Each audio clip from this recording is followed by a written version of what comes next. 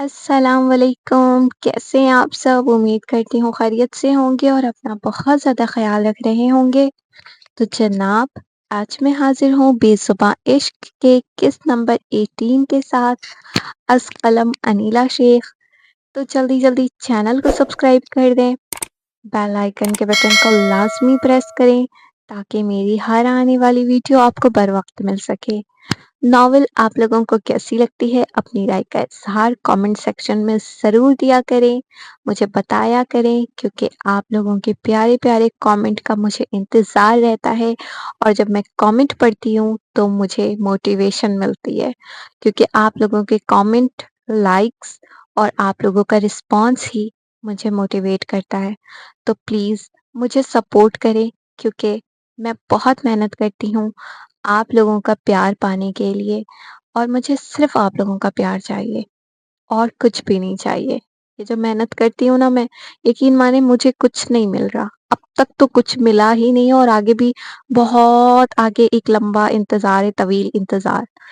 تو ابھی صرف اور صرف آپ کے موٹیویشن کی ضرورت ہے مجھے، تو پلیز مجھے بتایا کریں، کیونکہ آپ لوگ جب کامنٹ کرتے ہیں نا، یقین کریں میرا دل چاہتا ہے کہ میں اور زیادہ اچھے سے اچھا لکھوں اور زیادہ سے زیادہ لکھوں۔ تو چلے، بہت زیادہ باتیں ہو گئی، آپ لوگوں کا انتظار ختم کرتے ہیں۔ آج کا ایپیسوڈ بہت ہی زبردست ہونے والا ہے، تو مجھے لازمی بتائیے گا کہ کس کس کو انتظار رہتا ہے اور کسے پسند آیا ایپیسوڈ۔ چلتے ہیں اپنی ناول کی طرف۔ لیمن ہو مقررہ لوکیشن پر پہنچا اور تیزی سے اپنی کار سے اترا۔ اس کی نظریں فوراً سامنے کھڑی شی یون کی گاڑی پر جم گئی، مگر اگلے ہی لمحے اس کا دل ڈوب گیا۔ کار خالی تھی۔ شی یون، وہ پریشانی کے عالم میں ادھر ادھر دیکھنے لگا۔ پورا علاقہ ایک ہولناک خاموشی میں ڈوبا ہوا تھا۔ اس نے تیزی سے ارد گرد نظر دوڑائی، مگر وہ کہیں دکھائی نہ دی۔ تبھی اس کی نظر ایک درخت کے قریب پڑی کسی چیز پر گئی۔ وہ فوراً وہاں پہنچا اور جھک کر دیکھا۔ وہ شی یون کا موبائل تھا۔ اسے دیکھ کر اس کے چہرے کا رنگ اڑ گیا اور وہ سمجھ گیا کہ کوئی انہونی ہو چکی ہے، کچھ ایسا جو نہیں ہونا چاہیے تھا۔ اس نے فوراً فون اٹھایا اور بے چینی سے بنگلے کی طرف دیکھا۔ اب نہ اسے شی یون کا پتہ تھا اور نہ ہی نینا کی کوئی خبر۔ اسی لمحے پیچھے سے ایک ریس بائک تیزی سے آ کر رکی۔ بائک سے کم بوجن جلدی سے اترا۔ کیا ہوا؟ مقابل نے فوراً شی یون کا فون اس کے سامنے کر دیا۔ وہ یہاں نہیں ہے۔ کم بوجن کا چہرہ فوراً سفید پڑ گیا۔ دونوں کچھ فاصلے پر کھڑے ہو کر بنگلے کی طرف دیکھنے لگے۔ سامنے کئی مسلح باڈی گارڈز موجود تھے اور پورا علاقہ کسی خطرناک اڈے کا منظر پیش کر رہا تھا۔ لیمن ہو کی بے چینی حد سے بڑھ رہی تھی۔ وہ فوراً بنگلے کے اندر جانا چاہتا تھا۔ میں اندر جا رہا ہوں، یہ کہہ کر وہ آگے بڑھنے ہی لگا تھا، مگر کم بوجن نے فوراً اس کا بازو پکڑ کر اسے روک لیا۔ تم پاگل تو نہیں ہو گئے؟ یہ وقت جذباتی فیصلے کرنے کا نہیں ہے۔ وہ غصے اور خوف کے ملے جلے جذبات کے ساتھ بولا۔ تو میں اور کیا کروں؟ وہ دونوں اندر ہیں، نینا بھی اور شی یون بھی۔ کم بوجن نے مضبوط لہجے میں سمجھاتے ہوئے کہا۔ اگر تم بھی اسی طرح اندھا دھند اندر گھس گئے تو تم بھی قید ہو جاؤ گے۔ دیکھ رہے ہو کتنے گارڈز ہیں۔ شی یون نے شاید اکیلے اندر جانے کی کوشش کی تھی اور اب وہ غائب ہے۔ اگر ہم نے بھی وہی بے وقوفی کی تو ہمارا انجام بھی وہی ہوگا۔ وہ بے بسی سے اپنی مٹھیاں بھیج کر رہ گیا۔ اس کی نظریں مسلسل उस तारीक बंगले पर जमी हुई थी और हर गुजरता लम्हा उसके एहसास पर एक ताजियाना बनकर बरस रहा था। हमें कुछ करना होगा, उसने बेताबी से दांत पीसते हुए कहा। किम्बोजिन सूरत हाल का बारीक बीनी से जायजा ले रहा था, मगर मुकाबिल की बेचैनी अब सब्र की हदें पार कर चुकी थी। वो अचानक मुड़ा और अपनी निगाहें किम्बोजिन की आंखों में गाड़ दी। तुम बॉडीगार्ड्स का ध्यान बटाओ, मैं बंगले के अंदर जाता हूँ। उसके लहजे में एक अटल फैसला था। किम्बोजिन चौंका। क्या तुम पागल हो गए हो? ये खुदकशी के मुतरादिफ है। अब जो भी हो, मुझे ये करना ही होगा। तुम किसी तरह उन्हें अपनी तरफ मतवज्जा करो, ताकि मैं अंधेरे का फायदा उठाकर अंदर दाखिल हो सकूं। किम्बोजिन ने खदशात का इजहार किया, लेकिन इसमें बहुत खतरा है। वो लोग खतरनाक हैं। ली मिनहो ने एक लम्हे के लिए भी बंगले से नजरें नहीं हटाई। मुझे अपनी जान की कोई परवाह नहीं। मुझे बस नैना को बचाना है, और शी यॉन को भी, जिसने इतनी बड़ी कीमत चुकाई है। किम्बोजिन खामोश रहा, फिर एक गहरी सांस लेकर सर हिलाया। ठीक है।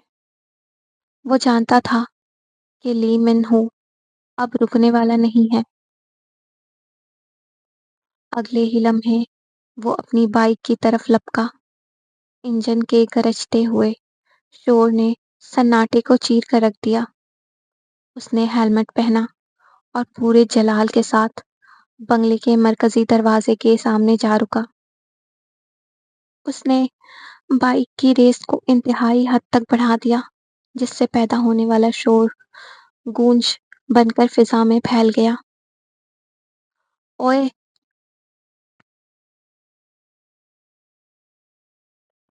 उसकी धाड़ गार्ड्स के कानों में पड़ी।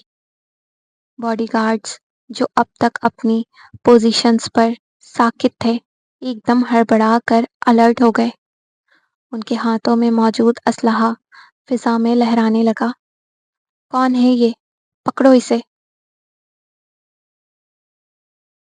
किम्बोजिन ने एक माहिर राइडर की तरह बाइक को हवा में लहराया और टायरों की चिंगारियां निकालता हुआ ऐन उनके सामने से गुजर गया। गुस्से में पागल हुए गार्ड्स अपनी पोजीशन छोड़कर उसका पीछा करने लगे। इसी अफरा तफरी और इंतशार के आलम में, जब तमाम तवज्जो दरवाजे से हटकर सड़क की तरफ मरकूज थी, ली मिनहो एक साया बनकर दीवार के साथ फिसला। उसकी हरकतों में एक शिकारी की फुर्ती थी। वो खामोशी से अहाते के अकबी हिस्से से बंगले के अंदर दाखिल हो गया। अब वो एक ऐसी खतरनाक बिसात पर कदम रख चुका था, जहां मौत उसका इस्तकबाल करने के लिए तैयार थी, मगर वो इससे अनजान अपनी मंजिल की तरफ बढ़ रहा था। चंद लम्हों के लिए उसके बढ़ते कदम वहीं जम कर रह गए। पूरे हॉल में एक खौफनाक सन्नाटा छाया हुआ था। बस दूर कहीं घड़ी की टिक टिक उस खामोशी को ची रही थी। ली मिनहो ने मोहतात नजरों से इर्द गिर्द देखा और दबे कदमों से आगे बढ़ने लगा। अभी वो कॉरिडोर के वस्त में ही पहुंचा था कि उसे अपने पीछे बूट की चाप सुनाई थी। उसने बिजली की तेजी से खुद को एक बड़े सुतून की ओट में छुपा लिया। दो खतरनाक बॉडीगार्ड्स, जो मुसल्लह थे, उसी तरफ बढ़ते हुए आ रहे थे। उसने अपनी सांसें थाम ली जैसे ही वो दोनों सुतून के करीब पहुंचे। उसने एक माहिर शिकारी की तरह झपट्टा मारा। उसने एक गार्ड के गले को पीछे से अपनी मजबूत बाजुओं में जकड़ा اور اس کا دم گھٹنے لگا، جبکہ دوسرے گارڈ کو اپنے پیر کے ایک زوردار وار سے زمین پر گرا دیا۔ اس سے پہلے کہ وہ شور مچاتا، لی من ہو نے ایک ہی ضرب سے اسے بے ہوش کر دیا۔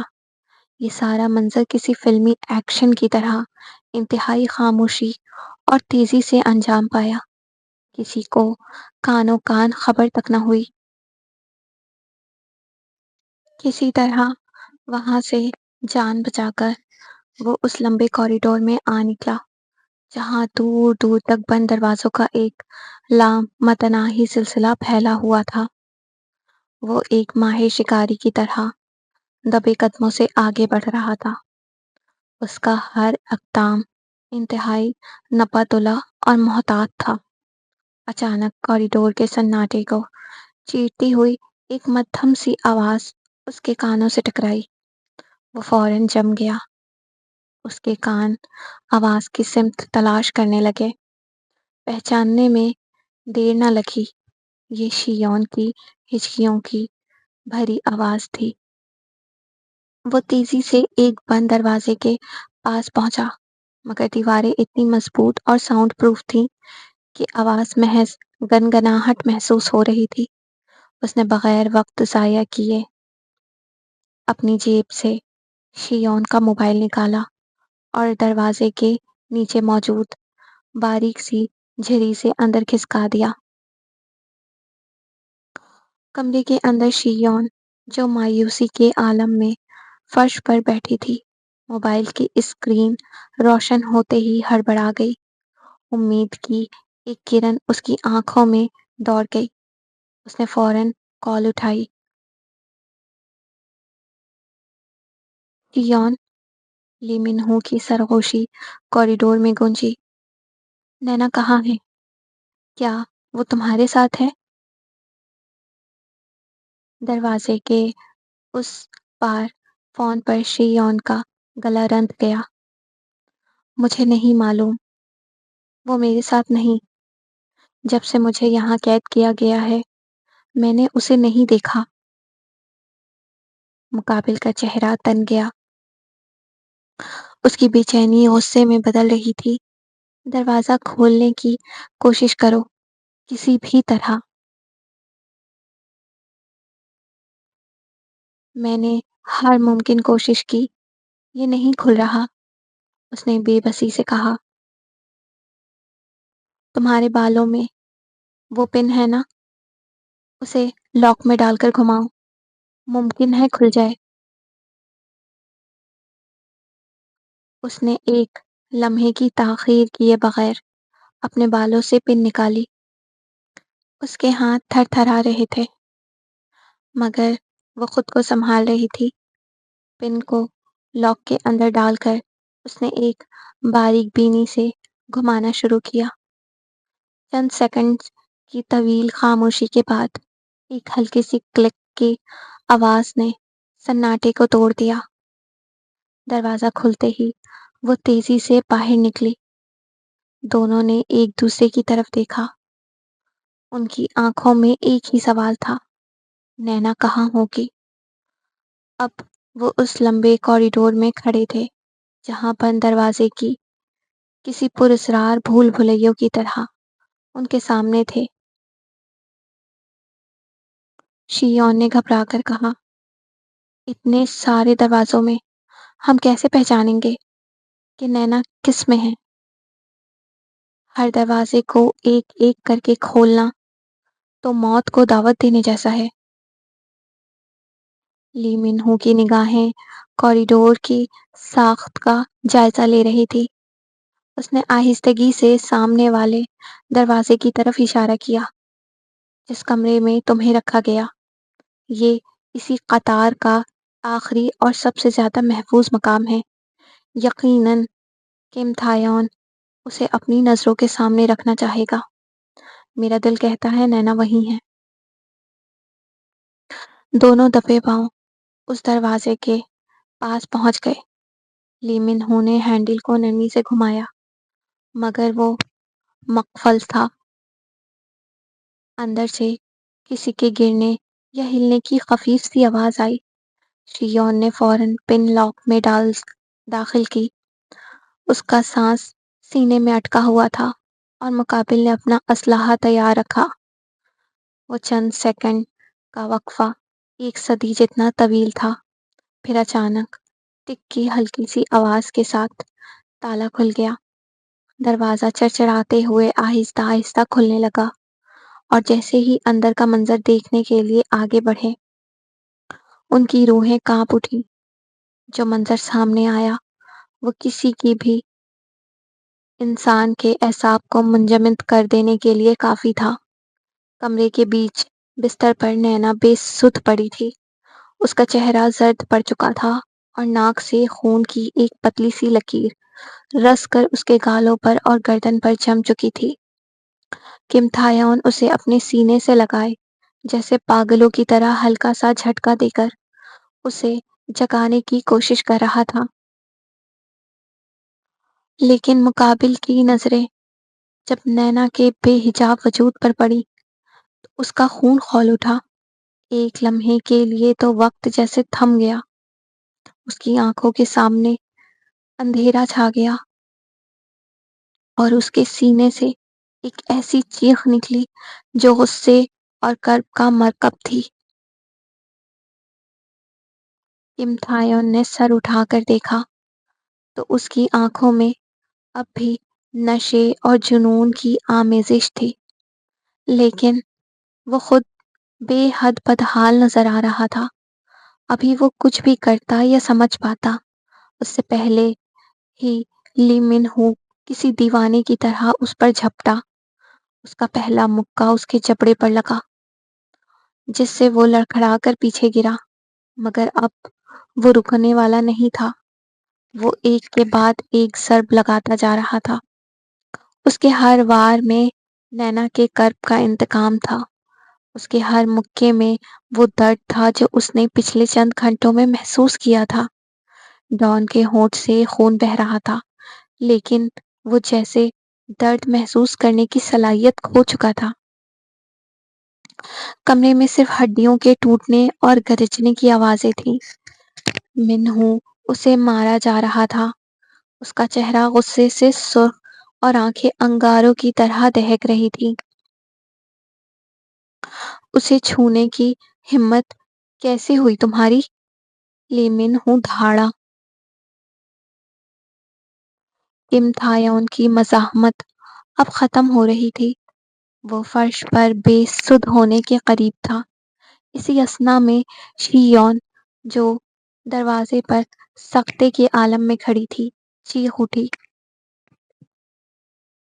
منہو رک جاؤ، اس کو مار کر کچھ حاصل نہیں ہوگا۔ ہمیں نینا کو فوراً اسپتال لے جانا ہوگا۔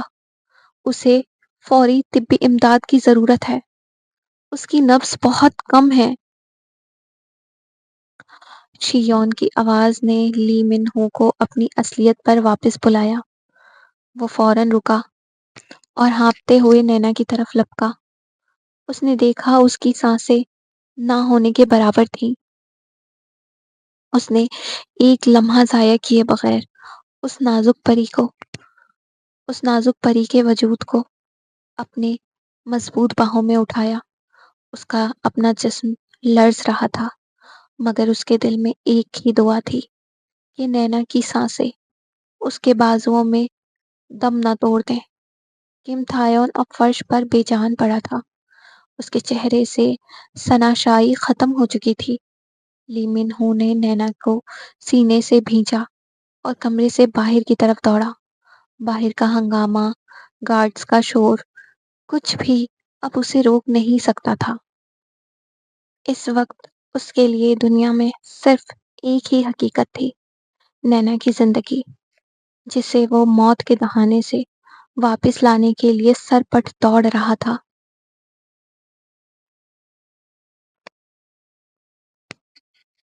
فون کی رنگنگ نے کمرے کی خاموشی کو چیر دیا۔ سیونگ ہی نے ہاتھ میں پکڑا سگریٹ جلدی سے ایش ٹرے میں مسلا اور فون کان سے لگا لیا۔ دوسری طرف سے اطلاع ملتے ہی اس کی آنکھیں حیرت اور غصے سے پھیل گئیں۔ کیا کیا خبر پکی ہے؟ اس کی آواز میں ایک سنسناہٹ تھی جو کسی بھی حد تک جانے کے لیے تیار تھی۔ دوسری طرف سے توثیق ملتے ہی اس کے چہرے پر ایک خطرناک مسکراہٹ پھیل گئی۔ نینا، وہی لڑکی جو اس کے اور اس کی منزل کے درمیان حائل تھی، اس وقت کم تھایون کے بنگلے پر موجود تھی۔ سیونگ ہی کے دل میں نفرت کی آگ بھڑک اٹھی۔ آج وہ اس قصے کو ہمیشہ کے لیے ختم کرنے کا ارادہ لے کر نکلی تھی۔ اس کے ذہن میں صرف ایک ہی نیت تھی، جان سے مار دینا۔ وہ لمحہ ضائع کیے بغیر تیزی سے باہر نکلی، اپنی اسپورٹس کار کا دروازہ کھولا، ڈرائیونگ سیٹ پر براجمان ہو گئی۔ انجن کی گھڑگھڑاہٹ کے ساتھ اس نے ایکسیلیٹر پر پاؤں رکھا اور کار سرپٹ دوڑتی ہوئی رات کے اندھیرے میں غائب ہو گئی۔ ٹائروں کی چرچراہٹ سڑک پر گونج رہی تھی، بالکل اس کے اندر مچنے والے طوفان کی طرح۔ چند منٹوں میں اس کی گاڑی کم تھایون کے عالیشان بنگلے کے آہنی گیٹس کے سامنے بریک لگاتی ہوئی رکی، لیکن جیسے ہی وہ اتری، اس کا دل وسوسوں میں ڈوب گیا۔ یہ کیا تھا؟ دروازے پر ہمیشہ کھڑے رہنے والے گارڈز آج وہاں کوئی بھی موجود نہیں تھا۔ چاروں طرف ایک پراسرار اور خوفناک سناٹا چھایا ہوا تھا۔ سب کچھ بہت عجیب، بہت غیر فطری لگ رہا تھا۔ سیونگ ہی نے چوکنا ہو کر قدم آگے بڑھائے، مین ڈور کو دھکا دیا جو پہلے ہی نیم وا تھا۔ وہ دبی پاؤں سانس روکے اندر داخل ہوئی اور سیدھا کیم تھایون کے نجی کمرے کی طرف بڑھی۔ اس کے ہاتھ میں چھپا خنجر اور دل میں انتقام کی آگ دہک رہی تھی۔ اس نے دھکے سے کمرے کا دروازہ کھولا اور اگلے ہی لمحے اس کے قدموں تلے زمین نکل گئی۔ سامنے کا منظر اس کی تمام سوچ، تمام منصوبوں اور تمام اندازوں کے بالکل برعکس تھا۔ کمرے میں ہر طرف عجیب سی ویرانی اور پراسرار خاموشی تھی، اور کیم تھایون وہ زمین پر بے سدھ، بے جان سا پڑا تھا۔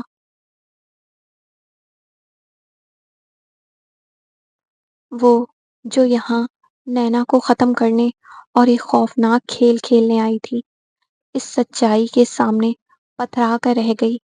نینا کہاں تھی اور ڈان کی یہ حالت کس نے کی تھی؟ سب کچھ اس کی سمجھ سے باہر ہو چکا تھا۔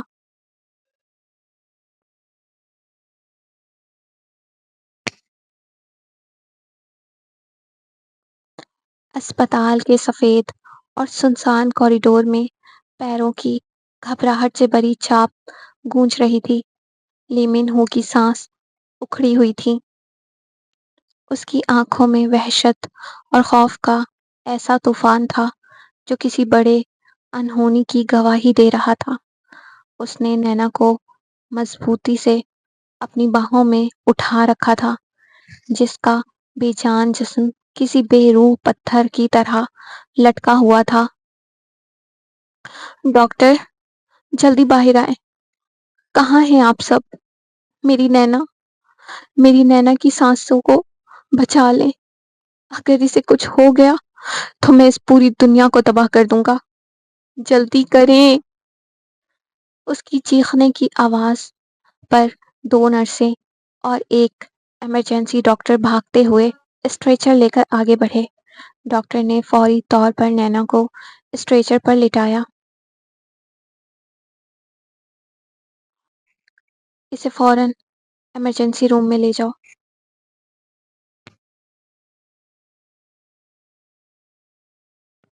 اسٹریچر تیزی سے اندر کی طرف دھکیلا جانے لگا۔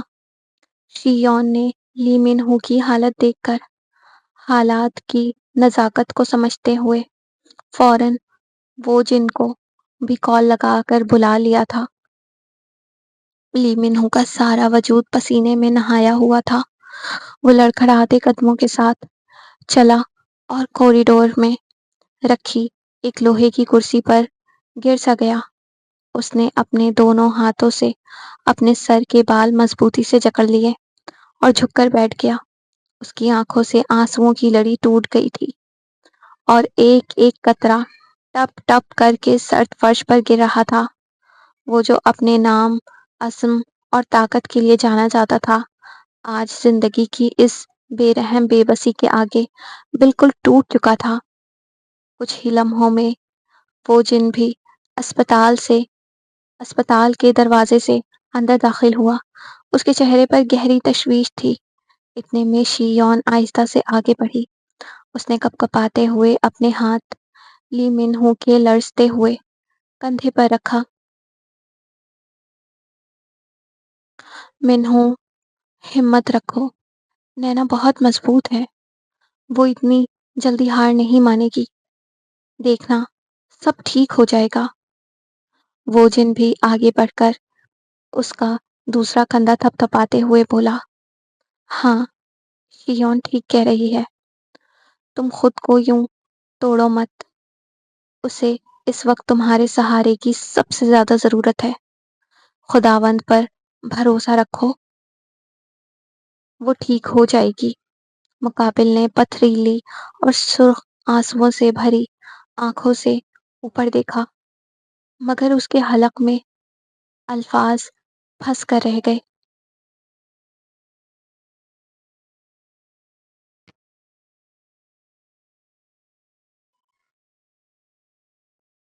لی منہو ویران کوریڈور میں چکر کاٹ رہا تھا۔ ایک ایک لمحہ اس پر بھاری تھا، گویا وقت کی بساط الٹ گئی ہو اور گھڑی کی سوئیوں پر بھاری پتھر رکھ دیے گئے ہوں۔ ٹھیک 40 منٹ بعد ایمرجنسی روم کے دروازے پر لگی سرخ بتی بجھی اور ڈاکٹر تھکے ہوئے قدموں سے باہر نکلا۔ دروازے کے کھلنے کی دیر تھی کہ لی منہو بجلی کی تیزی سے اپنی جگہ سے اٹھا اور ڈاکٹر کے سینے پر ہاتھ رکھ کر اسے جھنجھوڑ دیا۔ وہ پاگلوں کی طرح کانپتی ہوئی پھٹی ہوئی آواز میں پوچھتا ہے، ڈاکٹر، میری نینا کیسی ہے؟ وہ ٹھیک ہے نا؟ اس نے آنکھیں کھولی، مجھے بتاؤ۔ ڈاکٹر نے سر جھکا لیا اور گہری سانس لی۔ اس کے چہرے پر مایوسی اور بے بسی کے آثار صاف نمایاں تھے۔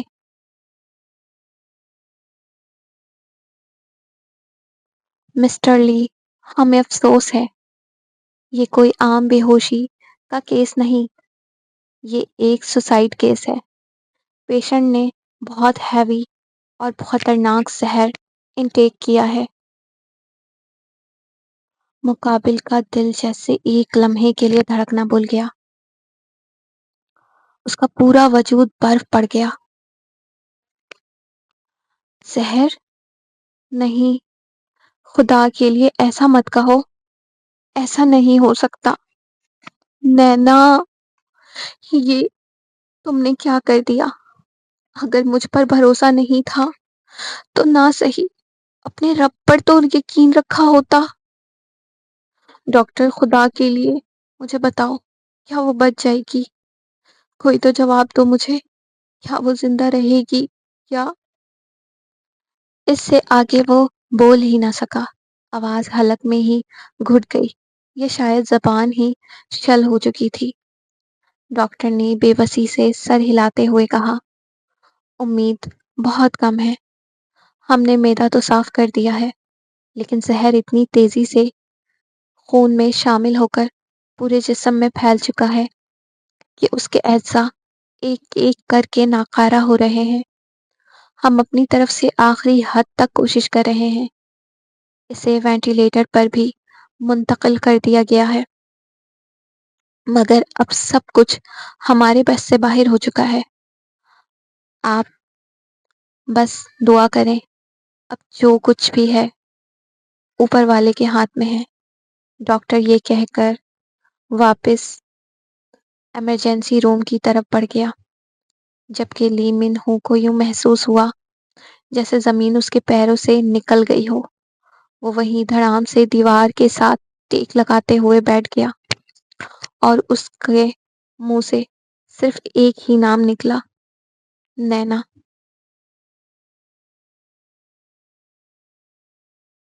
مت جاؤ، مجھے یوں تنہا چھوڑ کر مت جاؤ۔ اس کے الفاظ تک لہو رو رہے تھے۔ وہ آنکھیں بند کیے بس سر جھکا لیتا ہے۔ کوریڈور میں چند لمحوں کی ہولناک خاموشی چھا جاتی ہے اور پھر اچانک وہ دیوانہ وار چہک اٹھتا ہے۔ نہیں، تم مجھے چھوڑ کر نہیں جا سکتی، نہیں جا سکتی۔ اسے واپس آنا ہی ہوگا، اسے ہر حال میں میرے پاس واپس آنا ہی ہوگا۔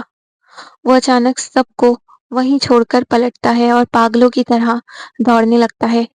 شیون ہانپتے ہوئے آگے بڑھتی ہے اور اس کا بازو تھامنے کی کوشش کرتی ہے۔ منہو، ہوش میں آؤ، رکو، تم اس حال میں کہاں جا رہے ہو؟ نینا کو یوں موت کے منہ میں اکیلا چھوڑ کر تم کہاں بھاگ رہے ہو؟ مقابل سخت اور عزم لہجے میں پیچھے مڑتا ہے۔ شیون، اگر مجھے نینا کو ہمیشہ کے لیے پانا ہے اور اس کی زندگی بچانی ہے تو اس وقت یہاں سے جانا ناگزیر ہے۔ وہ مایوسی اور الجھن بھرے لہجے میں کہتی ہے، میں تمہاری بات کا مطلب نہیں سمجھ پا رہی۔ تم کیا کہنے کی کوشش کر رہے ہو؟ کون سا خطرہ مول لے رہے ہو تم؟ مقابل آگے بڑھ کر اپنا ایک ہاتھ اس کے کندھے پر رکھتا ہے۔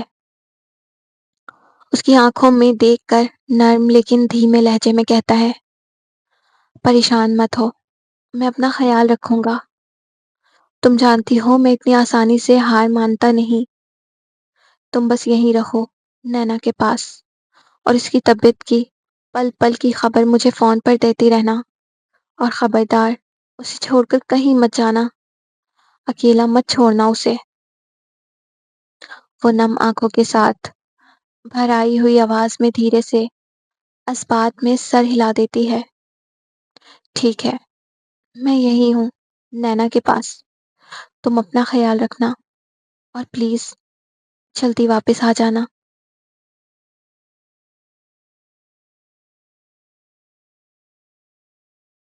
فلیٹ کی بے جان خاموشی میں گھڑی کی ٹک ٹک کسی ہتھوڑے کی طرح گونج رہی تھی۔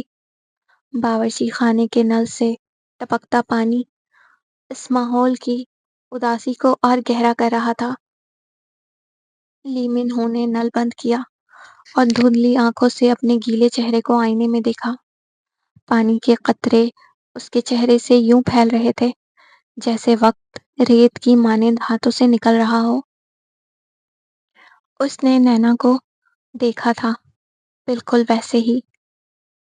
اس نے اپنے بازو دھوئے، سر کا مسا کیا اور پاؤں دھوئے۔ وہ نہیں جانتا تھا کہ یہ فرض ادا کرنے کا درست طریقہ کیا ہے یا اس کے مسنون احکام کیا ہیں۔ اسے تو بس اتنا معلوم تھا کہ نینا کس خضوع اور خشوع سے یہ سب کیا کرتی تھی۔ اس کا دل سینے میں اس طرح دھڑک رہا تھا جیسے فضا میں کوئی پرندہ پھڑپھڑا رہا ہو۔